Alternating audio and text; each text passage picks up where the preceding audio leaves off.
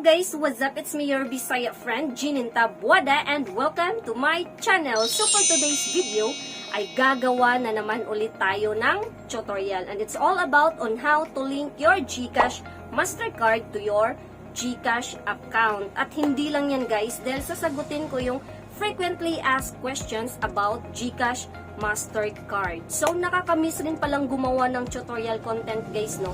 Ang sarap kasi sa feeling, yung kaunting kaalaman mo is na i-share mo siya sa iba.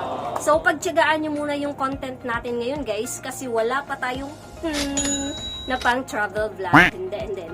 Actually guys, meron po kaming upcoming travel vlog this coming May 30, 2021. And of course, kasama ko pa rin ang Corimo Vines, James Andona, shout out sa inyo, sis in here, Besh Marbili, G Ford, and too many to mention. Ayan, sila yung kasama ko guys, basta't abangan nyo na lang. So, balikan na natin ang ating main topic kung paano i-link ang inyong Gcash Mastercard sa inyong Gcash account. So, if you're interested, just keep on watching and please do subscribe if you're new to my channel.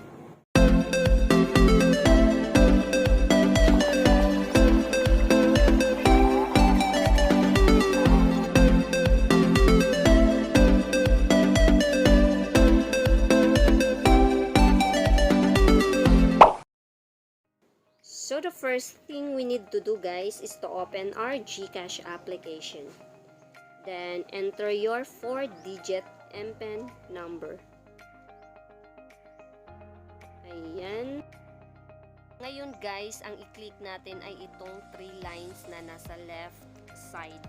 Then make sure pala guys na kayo ay naka-fully verified na. Kasi pag di po kayo fully verified, di po kayo eligible na mag-link ng accounts. Kaya kailangan po na fully verified.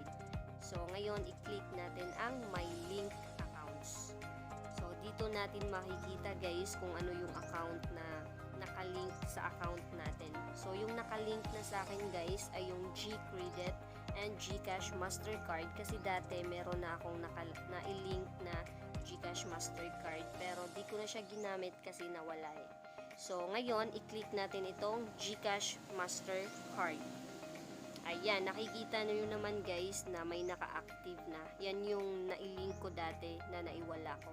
So, ngayon, click link card. Then, enter your 16-digit Gcash Mastercard. Yung nasa harap guys yung 16-digit number. Yun yung i-enter natin. Basta't make sure na walang mali. Kailangang i-double check nyo talaga. So, i-enter natin. Itong nasa harap guys Ayan, enter lang natin. So, pagkatapos, click link card. Then, double check talaga na walang mali guys para walang aberya. Ayan. So, click link card.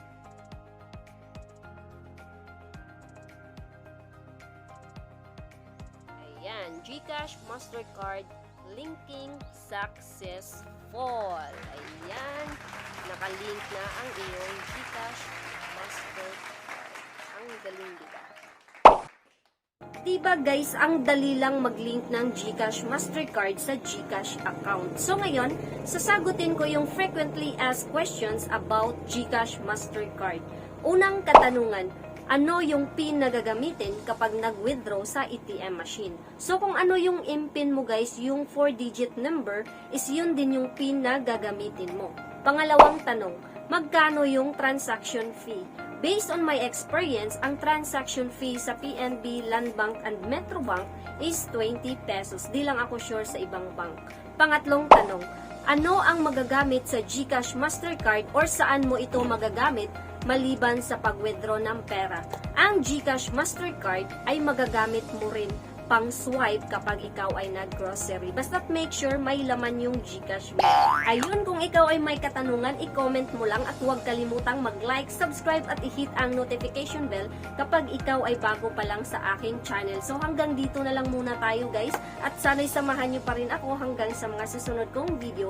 Paalam!